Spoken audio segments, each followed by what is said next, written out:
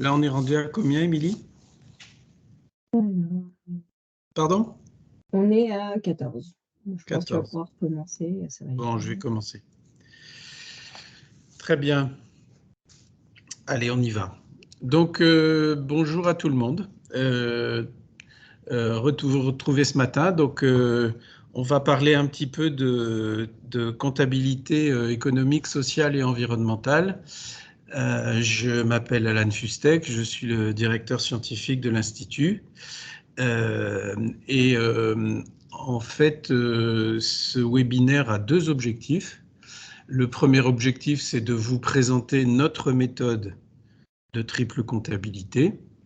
Et le deuxième objectif, c'est de voir si parmi vous, certains sont intéressés pour rejoindre l'Institut en tant que membre et participer aux travaux sur l'approfondissement et la mise en œuvre de cette méthodologie. J'en dirai un petit mot à la fin de mon exposé. Et si j'oublie, Émilie, tu me rappelles qu'il faut que j'en parle du groupe de travail sur la triple comptabilité. Alors, on va regarder un petit peu le sujet déjà en tant que tel. Pourquoi faire de la triple comptabilité? Vous allez comprendre assez vite qu'on commence par quelque chose qui n'est pas vraiment de la triple comptabilité, mais qui nous y mène la financiarisation de tous les impacts. On parlera d'un sujet particulier sur lequel on a beaucoup progressé l'année dernière, qui est le calcul de quotas.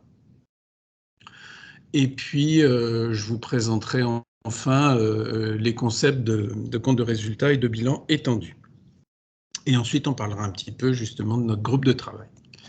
Alors en fait, vous le savez peut-être, il y a en ce moment deux courants qui se développent sur ce qu'on peut appeler la mesure des impacts de l'entreprise, ou bien encore la comptabilité étendue.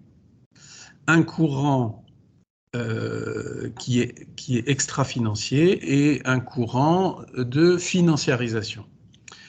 Donc, pour mesurer tous les impacts sociaux et environnementaux, la première approche, qui est d'ailleurs commune aux deux courants, c'est l'approche extra-financière. Et c'est aujourd'hui, bien évidemment, l'approche ultra-dominante. C'est une réalité depuis une vingtaine d'années. C'est-à-dire qu'on demande aux entreprises de publier des indicateurs sur leurs impacts sociaux et environnementaux.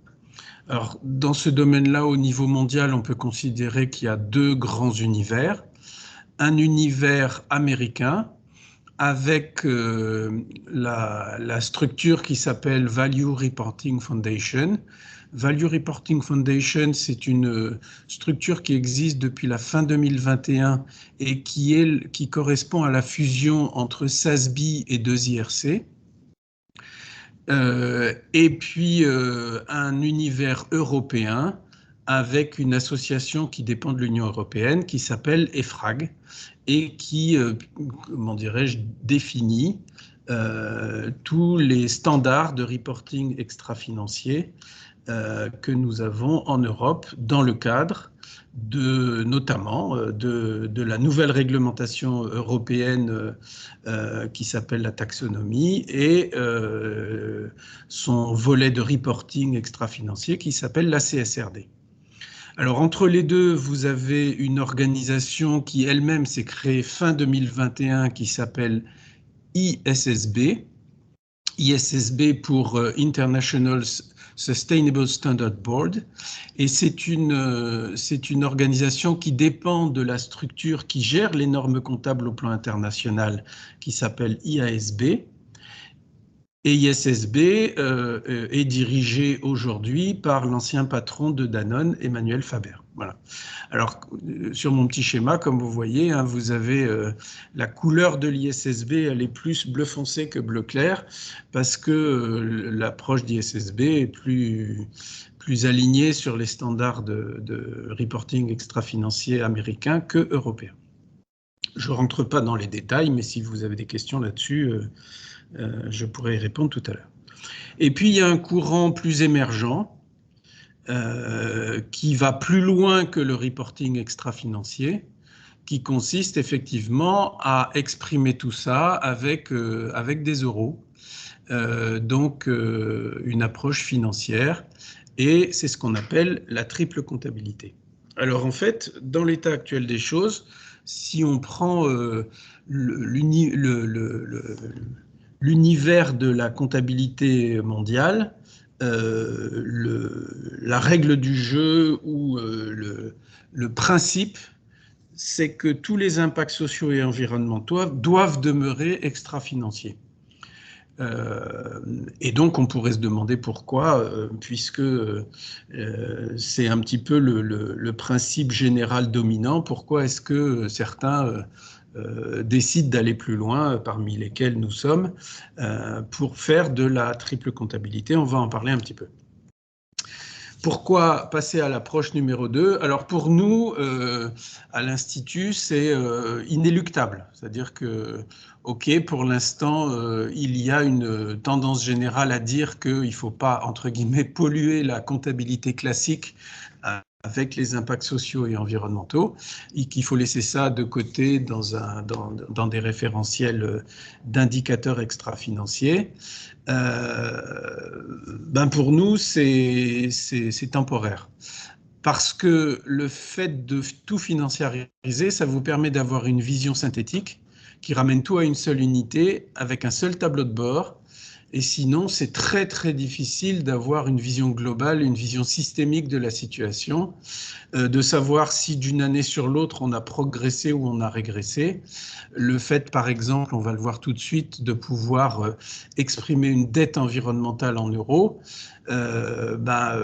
vous pouvez d'une année sur l'autre avoir progressé sur l'usage de matières premières et régressé sur la consommation d'eau, par exemple. Et puis, l'un dans l'autre, est-ce que vous avez progressé ou pas?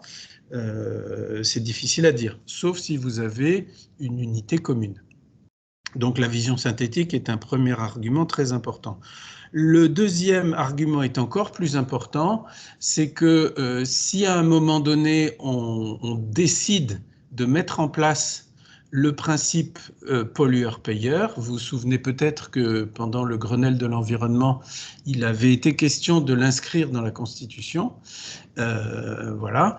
Et le jour où on veut établir le principe pollueur-payeur, il faut savoir calculer une taxe, il faut savoir calculer une amende, il faut savoir calculer des dommages et intérêts, des dettes, etc., etc. Et donc ça, on n'y coupera pas. Pour l'instant, quand tout ça est calculé, ça se fait un peu au pif et c'est pas satisfaisant. Donc, on devra progresser sur ces sujets, autant s'y mettre tout de suite. Et puis, je peux vous dire que quand on indique à un dirigeant qu'il a gagné 5 millions d'euros d'excédent brut d'exploitation ou de résultats d'exploitation l'année dernière, mais qu'il a détruit 10 millions de capital naturel, ça lui fait un choc. Et ça aussi, ça aide à progresser. Voilà. Donc tout ça, ça nécessite de produire un compte de résultats et un bilan étendu. Et bien évidemment qu'on va commencer par faire de la mesure extra-financière, exactement comme on le fait pour publier des indicateurs de sa DPEF ou demain de sa CSRD. Simplement, ensuite, on va un petit coup plus loin, comme je l'ai indiqué. Voilà. Alors là-dessus, sur le plan environnemental, il y a parfois des des réactions quand on dit qu'on calcule des dettes en euros, des dettes environnementales en euros, des réactions qui disent mais c'est pas correct ou c'est même pas convenable de donner un prix à la nature. En fait, on ne donne pas un prix à la nature, c'est pas du tout la façon de faire. La réalité, c'est qu'on regarde les conséquences économiques de la dégradation du capital naturel, ce qui est complètement différent. Et donc, il y a deux approches dans ce domaine-là. L'approche qui consiste à dire il faut calculer le coût de conservation ou de réparation des dommages causés à la nature. Et donc, vous avez probablement entendu parler de la méthode CARE qui a retenu cette approche-là, qui n'est pas la nôtre, mais qui est très intéressante. Et donc, combien ça coûterait de rendre les lieux dans l'état où on les a trouvés en arrivant? Et c'est ça qui est constitutif potentiellement d'une dette environnementale. Et puis, nous, ce qu'on fait, c'est on regarde l'impact de la dégradation en question sur l'économie à long terme. C'est-à-dire, c'est le coût à ne rien faire. J'ai occasionné des dégâts, je ne les ai pas réparés. Quelle est la conséquence économique? Voilà. Alors, notez bien que tout ça, c'est pas nouveau. Si on remonte à 2006, le gouvernement britannique avait demandé au vice-président de la Banque mondiale de produire un rapport sur le coût de la problématique du changement climatique. Et donc le rapport Stern avait conclu que le coût de la lutte pour la réduction jusqu'à un niveau acceptable des émissions, ça représentait 1% du PIB mondial. Donc là, si vous voulez, c'est le coût de préservation ou de réparation. Et le coût de l'inaction, c'était 5 à 20% du PIB mondial. Dans l'état actuel des choses, on sait que on est au mieux à moins 20%. Hein. Cette estimation de l'époque montrait quand même l'intérêt qu'il y avait à agir, ce que nous n'avons pas fait. Mais on s'est rendu compte par la suite que c'était plus grave que ça. Alors, une fois qu'on a dit tout ça, nous, on travaille sur le sujet maintenant depuis un bon moment et on a un très grand nombre de structures qui nous font confiance et qui nous suivent dans ce travail parce que c'est un sujet important, comme on l'a vu. Et donc ici, vous avez un petit nombre de nos références. On en a beaucoup plus que ça. Et donc, le principe de base, comme je vous disais, c'était d'abord de financiariser les impacts. Alors, je vais l'expliquer avec ce petit schéma. Si vous suivez mon curseur, on commence par regarder effectivement ce qui se trouve à droite de la grosse flèche rouge. La première chose que l'on fait, c'est qu'on va mesurer tous les impacts qu'on appelle socio-économiques de l'entreprise. Donc, on regarde la valeur ajoutée de l'entreprise. Ça se lit dans le compte de résultat, c'est très facile. On regarde le nombre des emplois. On regarde effectivement également les achats que l'entreprise réalise, les impôts qu'elle paye. Enfin, on regarde pas mal de choses. Et on en déduit par un modèle de calcul tout le flux économique dans la chaîne de fournisseurs, avec les fournisseurs de l'entreprise de rang 1, 2, 3, 4, 5, N. On appelle ça les impacts indirects. Et puis, on calcule également ce que l'on appelle les impacts induits. Alors, les impacts induits, c'est le fait que dans l'entreprise et dans son écosystème de fournisseurs, il y a des salariés qui touchent des salaires. Et avec ces salaires, les salariés consomment et ça irrigue l'économie des territoires. Et donc, on calcule ça toujours par modèle. On calcule aussi la façon dont le versement des impôts et des taxes irrigue l'économie publique de façon directe et indirecte. Voilà. Donc ça s'appelle l'empreinte socio-économique. Ça se mesure, ça se calcule très simplement avec une méthodologie qui a été inventée par un prix Nobel d'économie qui s'appelle Vassili Leontiev. Et c'est une méthode très connue. Alors, on fait un truc en plus, c'est ce qui se trouve au-dessus de cette première ligne, c'est qu'on regarde ce qui se passe avec l'usage des produits et des services de l'entreprise chez ses clients. On dit la chose suivante, si les clients d'une entreprise achètent ses produits et ou ses services, c'est parce que ça rapporte plus que s'ils ne les achetaient pas. Donc ça veut dire qu'il y a un supplément de valeur ajoutée qui existe au-delà du prix payé par le client, qui existe dans l'entreprise cliente. Et donc, on regarde ce supplément de valeur ajoutée. Et puis, ça aussi, ça se propage de façon indirecte et induite. Et donc là, on a une vision plus globale de l'impact socio-économique. Alors ensuite, on dit, tout ça c'est très intéressant, ça nous donne des flux de PIB, ça nous donne des nombres d'emplois directs, indirects, induits, très bien, mais l'écosystème qu'on est en train d'étudier et qui a pour origine l'entreprise pour laquelle on fera la triple comptabilité tout à l'heure, cet écosystème, il a aussi des effets collatéraux.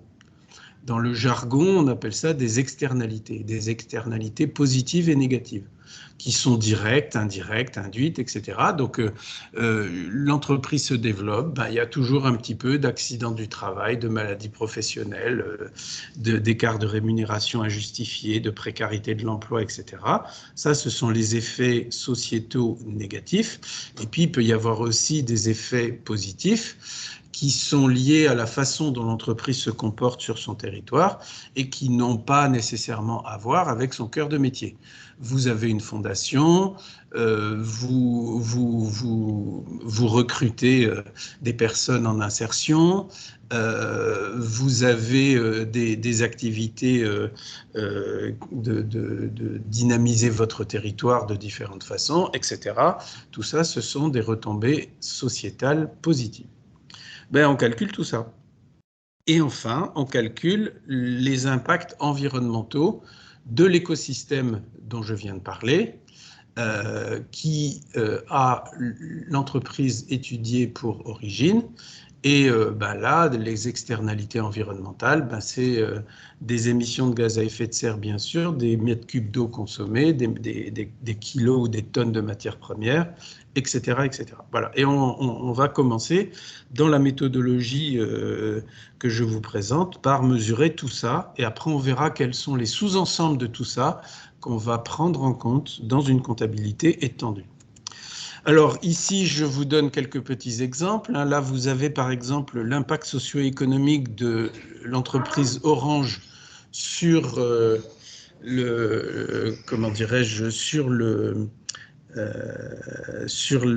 l'économie de la République démocratique du Congo, avec l'impact direct, l'impact indirect et l'impact induit.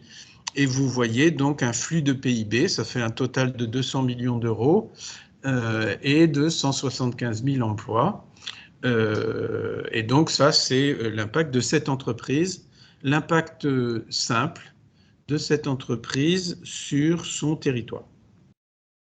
Donc, si vous voulez, ça représente cette première partie que je vous ai montrée ici, si vous suivez mon curseur, avec les impacts directs, indirects et induits. Et puis, si on regarde le supplément de valeur qui est généré chez les clients de l'entreprise, on dit, les clients, ils ont acheté un truc à un certain prix et ça leur a rapporté, idéalement, un peu plus que ce qu'ils ont payé parce que sinon, ils n'achèteraient pas. Voilà. Donc là, on utilise une deuxième méthodologie qui s'appelle Social Return on Investment et qui regarde les coûts et les bénéfices d'une décision prise dans une entreprise.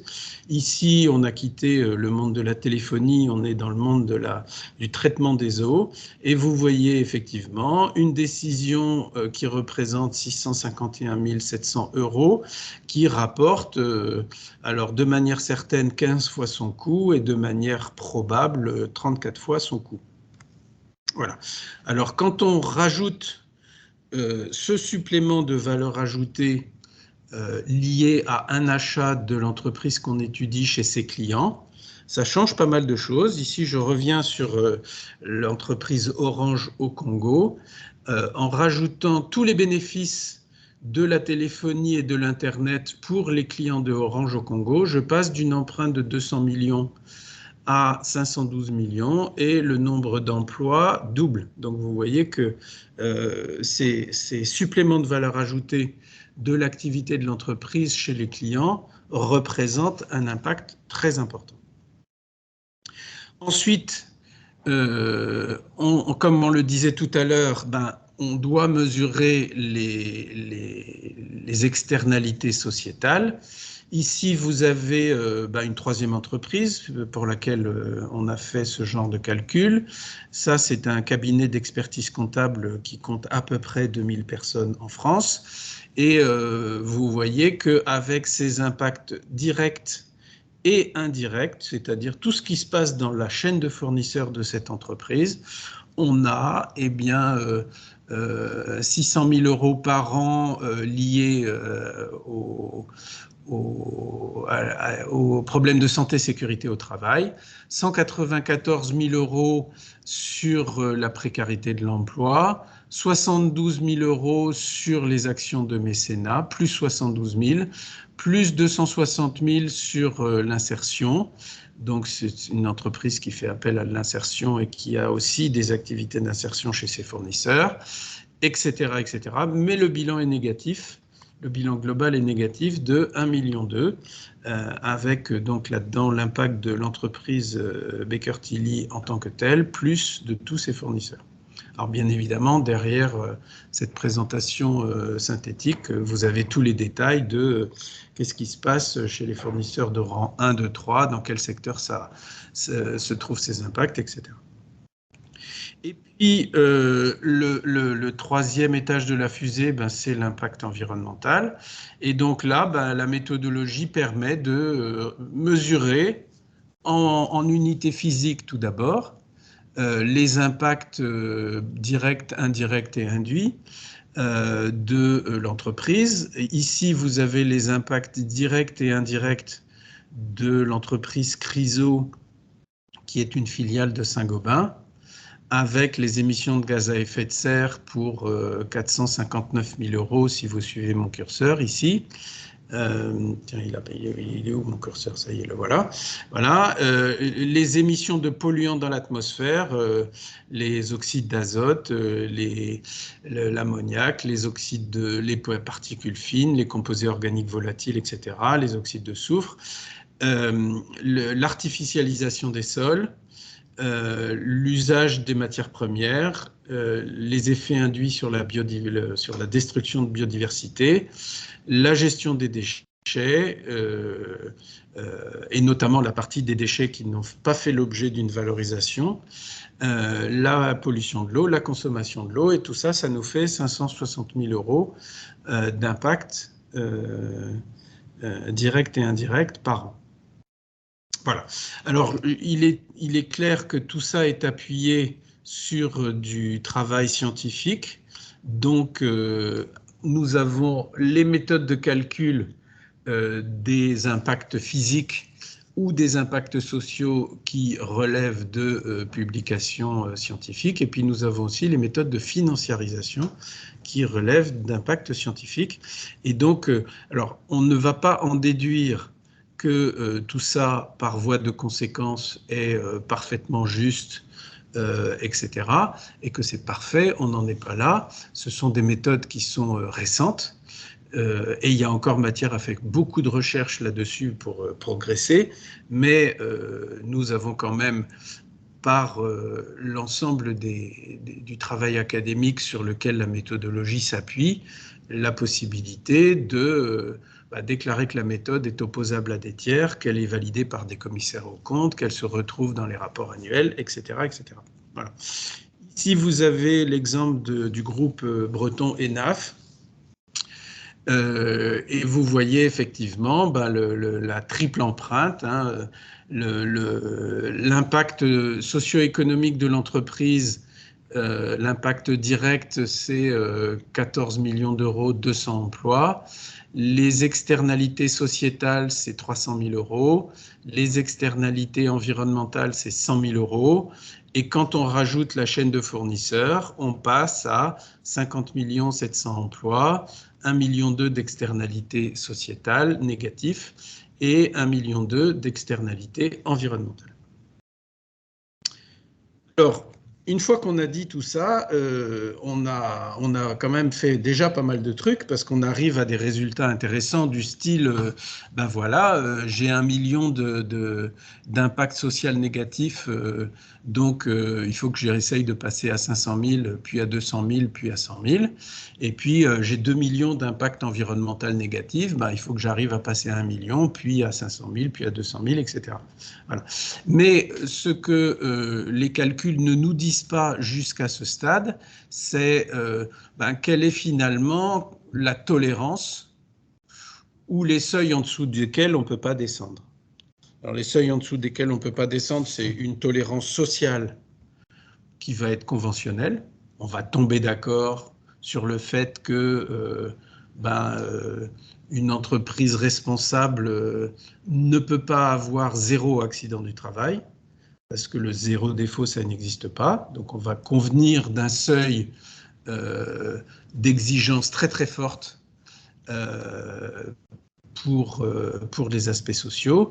Et puis on va faire pareil pour les impacts environnementaux, sauf que là, c'est pas conventionnel, c'est à nouveau scientifique. Alors il y a un travail qui a été fait depuis 2009 par des scientifiques menés par une équipe suédoise du Stockholm Resilience Center. Vous avez probablement tous entendu parler de ça.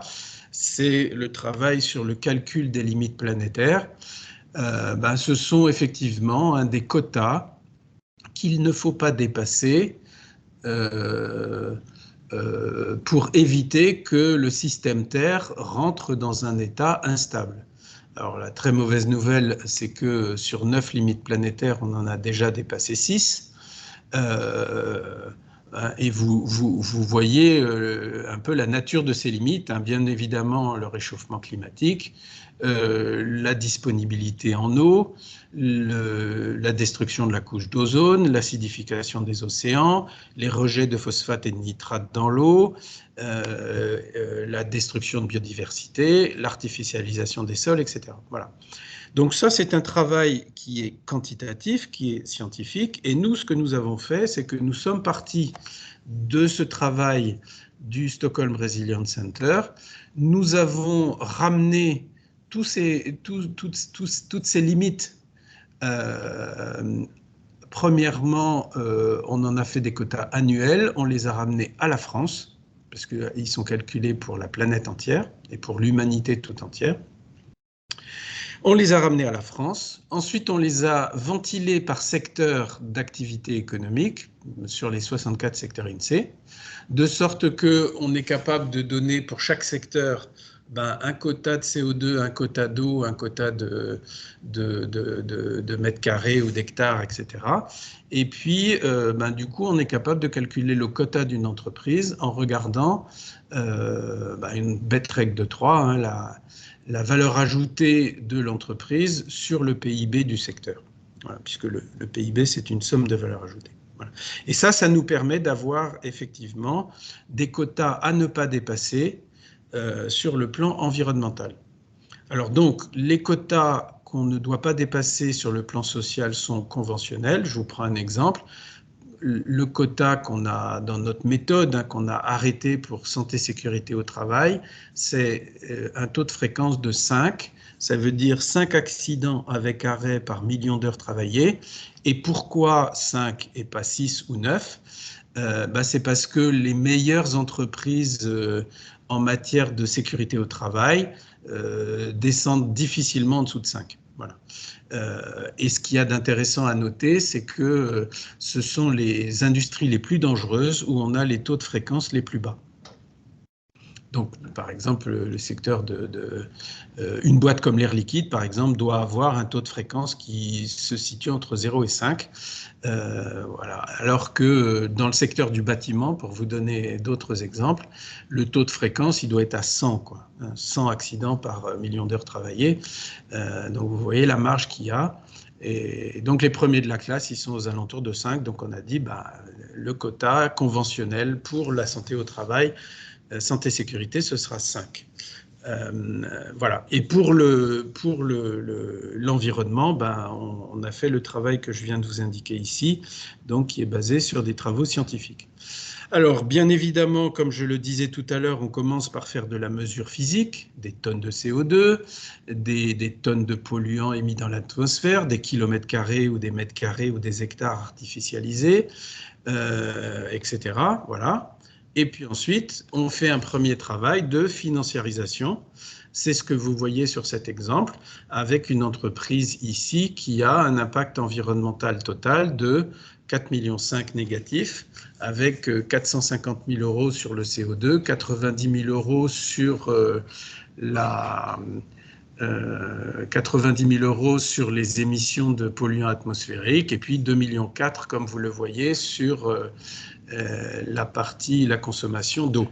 Voilà. Et puis, une fois qu'on applique les quotas, on voit de combien on a dépassé les limites planétaires. Alors, cette entreprise, elle a un quota de 100 000 euros sur le plan du CO2, mais elle émet pour 450 000 euros de CO2. Donc là, on se retrouve avec une dette de 350 000 euros. C'est ce que vous voyez en bas de la page. Hein. Voilà. Et puis, on voit que sur quasiment tous les sujets d'impact environnemental qu'il peut y avoir, l'entreprise, sauf sur les déchets, elle creuse une dette puisqu'elle dépasse ses quotas. Et la dette en question, quand on fait la somme de tous les dépassements, c'est 1,3 million. Alors, pour la petite histoire, c'est une entreprise qui a un résultat d'exploitation qui est de l'ordre de 1 million d'euros. Et donc, quand on a dit aux dirigeants, ta dette environnementale est supérieure à ta rentabilité, ça lui a fait quelque chose. Voilà. Alors maintenant, une fois qu'on a tout ça, on a beaucoup de choses. Hein. Et donc après, si vous voulez, le compte de résultat et le bilan étendu, c'est un travail de réflexion sur ce qui, dans tout ça, doit être considéré comme imputable à l'entreprise. Alors, je vous montre ici, et je vous explique un petit peu le travail qu'on a fait. Vous avez effectivement 3 comptes de résultats possibles de l'entreprise. Le compte de résultats standard ici, où vous avez les achats de matières premières, les frais généraux et la valeur ajoutée. Et dans la valeur ajoutée, comme vous le savez bien, il y a bien évidemment la rémunération des salariés, la masse salariale, les taxes, comment dirais-je, les amortissements, la rentabilité, tout ça c'est là-dedans. Voilà. Hein, et donc ça c'est le compte de résultat de l'entreprise. Après, imaginez qu'on dise on va faire un compte de résultat dans lequel on comptabilise tout ce qu'on a vu dans les pages précédentes. Bon, alors là, ça commence à faire beaucoup. Donc, on a la valeur ajoutée. Je repars ici de ce que nous avons... j'ai perdu mon... Ah, voilà. On a ici la valeur ajoutée. Je repars de ce que nous avons dans le compte de résultat standard. Et puis, on a les impacts indirects, excusez-moi, de rang 1, c'est-à-dire tout ce qu'on achète à ses fournisseurs de rang 1. Les frais généraux sont là-dedans et les achats de matières premières aussi. Voilà. Et puis on dit, d'accord, mais les fournisseurs, ils ont eux aussi des fournisseurs qui ont eux aussi des fournisseurs qui ont eux aussi des fournisseurs. Donc on va calculer tout ça. Et puis il y a un truc qu'en comptabilité on ne regarde pas du tout, c'est, comment dirais-je, tous les impacts induits. C'est-à-dire, il y a effectivement des flux de valeur ajoutée qui, par l'intermédiaire des salaires, vont irriguer les boulangers, les garagistes, les loueurs d'appartements, etc., du territoire. Voilà. Donc, on peut calculer tout ça. Et puis, si on regarde ici, on dit, et il y a aussi, souvenez-vous, le supplément de valeur ajoutée que l'entreprise, grâce à la vente de ses produits et de ses services, génère chez le client, donc le bénéfice pour le client de l'usage des produits et services dans l'entreprise qui mérite d'être pris en compte. Et puis tout à fait en aval ici, on a aussi bien sûr tous les impacts directs et indirects et induits sur la nature. Très bien. Alors bien sûr, le bilan étendu qu'on a choisi de produire, c'est pas celui-là, parce que ça va trop loin. Je vous prends un exemple. Vous voyez que dans le bilan étendu qu'on a choisi de produire, tous les impacts induits disparaissent. Pourquoi? Je vais l'expliquer au travers de l'impact induit sur la nature qui est ici. Si, en tant que dirigeant, je fais travailler un fournisseur qui est polluant, il y a donc un impact qui est généré sur la nature, qui est certes lié à mon fournisseur polluant, mais qui est lié aussi à la décision que j'ai prise de travailler avec lui. Et donc cet impact indirect sur la nature relève aussi de ma responsabilité. Je peux changer de fournisseur. Donc on a décidé de dire que les impacts indirects sur le plan environnemental, on allait les prendre en compte. Par contre, en tant que dirigeant, je verse des salaires à mes salariés. Mes salariés, avec leur salaire, ils font franchement ce qu'ils veulent. Et si par exemple j'ai un de mes salariés qui fait réparer sa voiture chez un garagiste qui est peu scrupuleux et que celui-ci ne respecte aucune norme environnementale, et pour caricaturer, qui balance la vidange, l'huile de vidange dans la rivière d'à côté.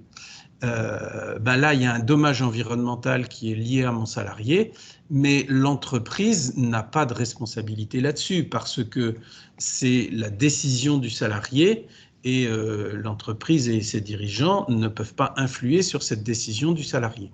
Donc on s'est dit, tout ce qui est impact induit ne doit pas faire partie finalement de ce sur quoi l'entreprise est redevable et donc de son compte de résultat étendu. Du coup, on a produit effectivement un compte de résultat étendu qui se trouve ici sur la gauche de cette slide, où vous retrouvez bien les achats de matières premières, les frais généraux et la valeur ajoutée. Donc ça, c'est votre compte de résultat classique. On y rajoute ce que vous apportez, la valeur ajoutée que vous apportez à vos clients. On regarde l'impact sociétal direct, c'est-à-dire tous les effets collatéraux que l'entreprise génère sur la société civile, qui est constitutif d'une avance ou d'une dette. La plupart du temps, malheureusement, c'est une dette. On regarde effectivement les impacts sociétaux indirects, c'est-à-dire mes fournisseurs, si je travaille avec un fournisseur chez qui il y a des problèmes de, je sais pas quoi, de burn-out, de sécurité au travail, d'un turnover de folie, que sais-je encore, enfin bref, tous ces impacts indirects-là, des inégalités salariales énormes, tout ça, c'est pas bon, mais comme je bosse avec lui, j'en suis aussi responsable, je peux changer de fournisseur. Vous savez que c'est un élément central de la RSE, la vigilance pour ne pas faire travailler des fournisseurs peu scrupuleux. Donc l'impact sociétal indirect, je le prends en compte. L'impact direct sur la nature, évidemment que je le prends en compte. Et puis l'impact indirect sur la nature, je le prends également en compte pour les mêmes raisons que pour l'impact sociétal. Et donc, ça signifie que je vais faire évoluer la structure de mon bilan, puisque si à un moment donné, par exemple, je consomme moins d'eau que mon quota, ça veut dire que à l'actif du bilan, je vais avoir une avance. Et puis, si je consomme plus d'eau que mon quota, je vais avoir une dette de capital naturel liée à ma surconsommation d'eau. Voilà. Et ça, je vais le faire pour tous les éléments que nous venons de voir, c'est-à-dire les accidents du travail, les maladies professionnelles, les écarts de rémunération injustifiés, les surconsommations par rapport aux quotas de CO2, d'eau, d'artificialisation des sols, de matières premières, etc., etc. Voilà. Et puis, tout ça, alors dans la méthodologie, on en a fait des euros virtuels. Comme ça, on a la possibilité de lire le bilan classique de l'entreprise avec ces euros tels que la comptabilité aujourd'hui les reconnaît. Et puis, on rajoute des euros virtuels, ce qui nous donne un compte de résultat et un bilan étendu avec, si on le souhaite, une vision plus globale où les euros virtuels viennent compléter les euros classiques, c'est-à-dire que les dettes sociales et environnementales ou les avances dont je viens de parler, elles sont exprimées en euros virtuels. Voilà. Donc ça nous donne des calculs assez classiques de comptabilité. Hein. Peut-être pas besoin de regarder tous ces chiffres à la loupe, mais ben voilà, sachez que ça marche très bien, ça fait le job et on produit ce genre de résultats pour qui nous le demande et que ça donne des indications sur la façon dont l'entreprise doit orienter sa démarche RSE de sorte qu'elle respecte les limites sociales et planétaires. Et donc, je pense que j'ai fini de vous expliquer tout ça. Alors, mon petit complément, c'est que cette méthode que je viens de vous présenter, je pense qu'un nombre important d'entre vous le sait déjà, elle est le résultat de plusieurs années de pratique et de R&D chez Goodwill Management. On a décidé, alors que nous avions fini de travailler sur les limites planétaires et les quotas qui en découlent pour les entreprises, on a décidé de passer cette méthodologie en open source à l'institut dont nous sommes membres fondateurs, l'Institut de comptabilité immatérielle. Alors, il s'appelle aujourd'hui Institut de comptabilité immatérielle. Demain, il va s'appeler Institut de comptabilité étendue. À l'occasion, on pourra vous expliquer quelle est la place de l'immatériel dans tout ça, mais ce n'est pas le but de la manœuvre aujourd'hui. Et donc en fait, comme je disais tout à l'heure, on est dans la situation, si vous voulez, actuellement où la méthode, elle existe, petit 1. Petit 2, elle marche très bien. Petit 3, on l'a mis en œuvre très rapidement parce que faire une triple comptabilité pour une entreprise, ça prend quelques semaines. Le nombre de données à collecter pour faire ce travail-là est limité et on doit avoir à ce jour, je ne sais plus exactement, mais on a fait une 50aine de bilans, au moins. Et à chaque fois, on n'a pas de souci, ça va vite et ça donne des résultats vraiment très intéressants. Et on a tout ça qui est accessible par Internet sur une plateforme à laquelle l'Institut donne également accès à des tarifs préférentiels. Par contre, clairement, il y a encore beaucoup de progrès à faire sur les méthodes de calcul. Tout ça, c'est du très sérieux, mais encore une fois, c'est pas parce que c'est sérieux qu'il n'y a plus rien à faire progresser. Et puis, la deuxième chose, c'est que aujourd'hui, les entreprises qui ont mis tout ça en œuvre se trouvent parfois dans des situations qui consistent à dire, bon, ben voilà, j'ai fait mon calcul, mais là, je rencontre un os, j'ai un cas particulier qui n'est pas dans le manuel, je fais comment? Et puis, tiens, dans la méthodologie, là, je trouve quand même qu'il y a un défaut, donc ce serait bien de l'améliorer sur ce point. Que sais-je encore? Donc, on lance en ce moment un groupe de travail pour toutes les entreprises qui voudraient partager leurs expériences de mise en œuvre de cette méthodologie. Et donc, vous êtes cordialement invités à nous rejoindre pour participer à ce groupe de travail. On est vraiment sur du partage d'expérience. Hein. Je vais mettre en œuvre la méthode. Il y en a qui l'ont mise en œuvre avant moi, partage d'expérience. Ou bien j'ai mis en œuvre la méthode, je veux aller un cran plus loin, ou je veux améliorer telle partie, ou je veux faire valoir tel défaut dans la méthode, partage d'expérience. Voilà. Hein, et donc, je serai l'animateur, je suis l'animateur du groupe de travail avec un autre membre de l'Institut, et on espère avoir une dizaine de boîtes qui sont motivées pour faire avancer le Schmilblick. Et donc, vous êtes les bienvenus. Le tarif d'adhésion à l'Institut, c'est 600 € pour un indépendant, 900 € pour une entreprise. Et donc, on espère que vous serez nombreux à être intéressés par ce groupe de travail pour vous-même pratiquer la triple comptabilité, avoir accès à toute la méthodologie dans ses moindres détails, puisqu'on la passe en open source. Voilà. Je vous remercie de votre attention. J'ai été un peu long, mais pas trop quand même. Et donc, on a un petit temps de questions que tu peux me répercuter, Émilie, sauf si on n'est pas trop nombreux, et à ce moment-là, on peut les prendre en direct. On est combien, là? Oui, une vingtaine. Est-ce que tu souhaites que j'ouvre le micro? Ouais, vas-y, ouvre les micros, on va voir ce que ça donne.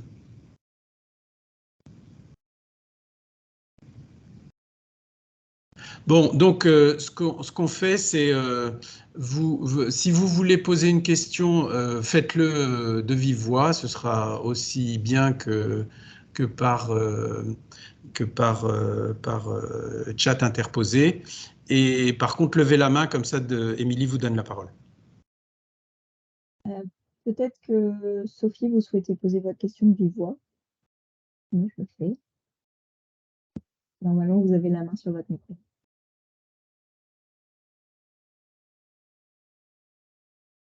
Alors, donc, on a une question de...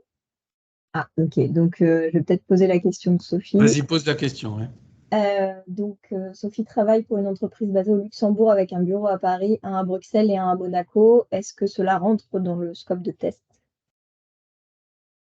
Ah oui, on sait faire ça au niveau mondial, il n'y a pas de problème.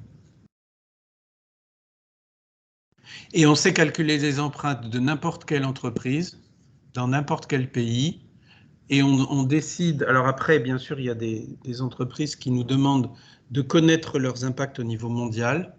On peut travailler à la maille qu'on veut. C'est-à-dire, on peut vous dire votre impact sur le territoire, qui est votre département, votre région, votre pays, c'est ça. Et si vous voulez avoir votre vision d'impact monde entier, on vous le donne.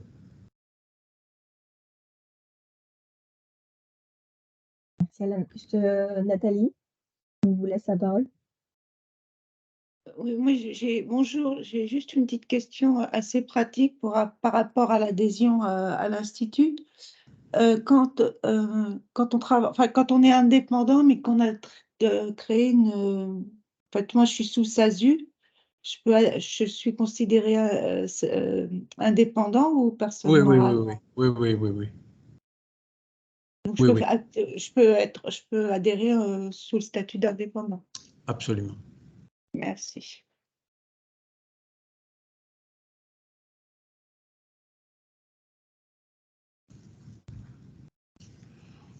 Alors, est-ce qu'il y a d'autres... si tu veux, je vais afficher le chat aussi. S'il y a des questions dans le chat, je vais essayer d'y répondre. Et sinon, n'hésitez pas à poser vos questions directes.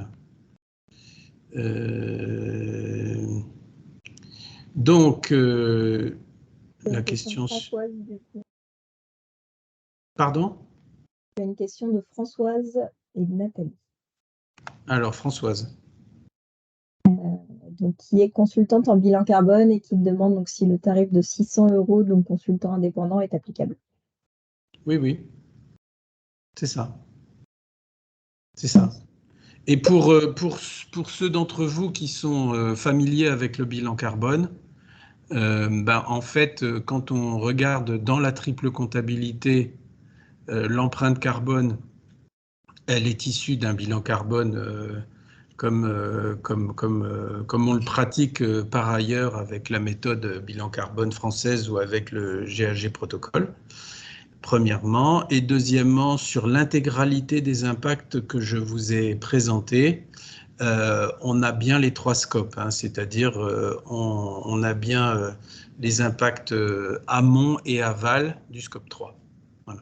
Donc ce qui est pratiqué dans le bilan carbone, vous le retrouvez sur l'eau, sur les matières premières et sur tout le reste. Voilà.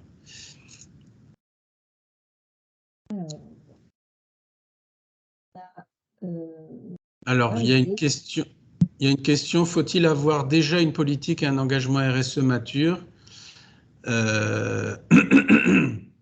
Non, non, il n'y a pas besoin. Vous n'avez pas besoin d'avoir une maturité RSE forte. J'aurais même tendance à dire, c'est plutôt pas mal de faire votre mesure de triple comptabilité alors que vous n'avez pas encore véritablement commencé à mettre en œuvre votre démarche RSE. Ça vous fait un T0 et ensuite vous allez pouvoir mesurer vos progrès.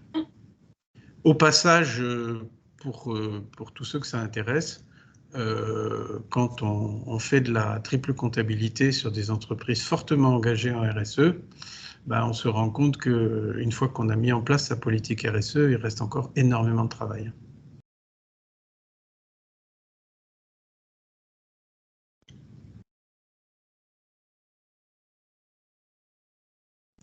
Alors, il y avait une autre question. En interne, qui, selon vous, doit-on embarquer pour mettre en place votre méthode? Combien d'heures? D'accord. Alors, c'est pas monstrueux. D'abord, qui faut embarquer? On a besoin globalement, on a besoin d'avoir des informations qui viennent de la direction financière, de la direction des achats, très important, et aussi quelques informations qui viennent de la DRH. Donc, les fonctions principalement et la fonction RSE si elle existe. Voilà. Donc, les fonctions impliquées, c'est RSE, finance, RH, achat. Voilà. Combien... alors, la mise en place de la méthode, il y a 1000 façons de la mettre en place, donc dire combien de temps ça va prendre, et puis en fonction de la taille de l'entreprise, ça peut changer aussi pas mal. Mais si vous voulez, je vous donne une illustration qui vaut ce qu'elle vaut. Imaginons que vous soyez une grosse PME de, je sais pas quoi, 300 personnes. Voilà, et que vous nous demandiez de faire une première photographie de tous vos impacts, voilà, un parti un peu compte de résultat de la comptabilité en triple capital, et nous, on va faire ça en 1 mois, et puis et vous, ça va vous prendre maximum 10 jours, quoi, de boulot. Après, si vous voulez mettre en place le système de manière à ce qu'il s'intègre parfaitement dans vos procédures, etc., là, je ne sais pas répondre. Mais il faut étudier avec vous.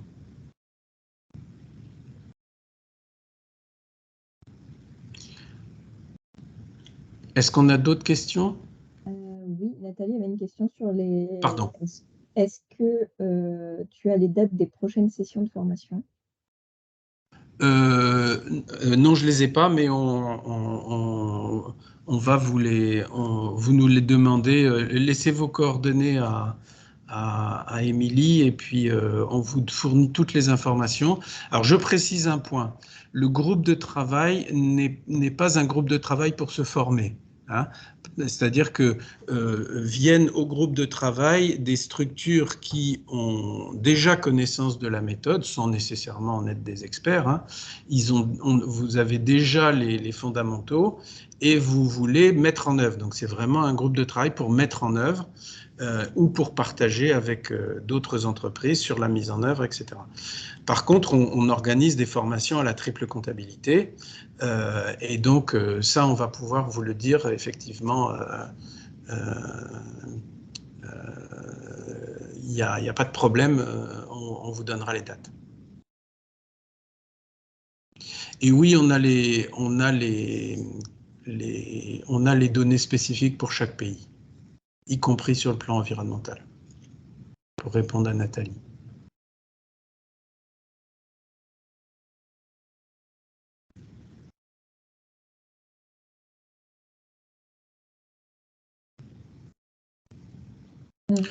Donc tous ceux qui sont, alors il y a deux hypothèses hein, parmi ceux qui nous écoutent, ou trois on va dire, hein, merci de votre attention, vous avez récupéré un peu d'informations sur la triple comptabilité et puis à la revoyure. Deuxième cas de figure, vous dites, mais au niveau de l'Institut il se passe des choses intéressantes, on a aussi un groupe de travail sur la CSRD, qui n'est pas une mince affaire, qui n'est pas une promenade de santé. Et on a aussi un groupe de travail sur la valeur immatérielle. Donc, on a 3 groupes de travail. Et, le groupe de travail sur la triple compta, le groupe de travail sur la CSRD et le groupe de travail sur la valorisation des immatériels. Voilà. Donc, vous pouvez très bien dire, il se passe des trucs intéressants à l'Institut, j'adhère et puis je verrai après ce que je fais. Et troisième cas de figure, vous dites, j'adhère pour faire partie d'un groupe de travail. Voilà.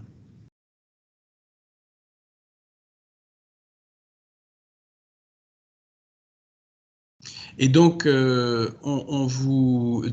pour Nathalie, laissez-nous vos coordonnées, on vous donnera, et tous ceux bien sûr qui le souhaitent, on vous fournira les informations sur les sessions de formation sur les sujets qui vous intéressent.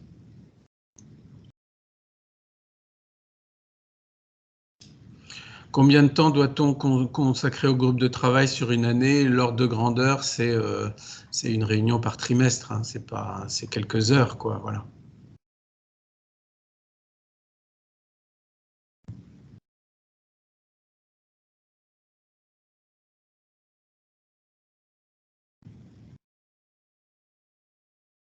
Ok, écoutez, il est presque 10 heures, on a tenu le timing. Merci beaucoup de votre attention. Si vous avez d'autres questions, nous sommes en contact par mail interposé, donc vous n'hésitez pas. Et puis, pour ceux qui le souhaitent, laissez vos coordonnées pour qu'on puisse vous recontacter pour l'adhésion et à bientôt.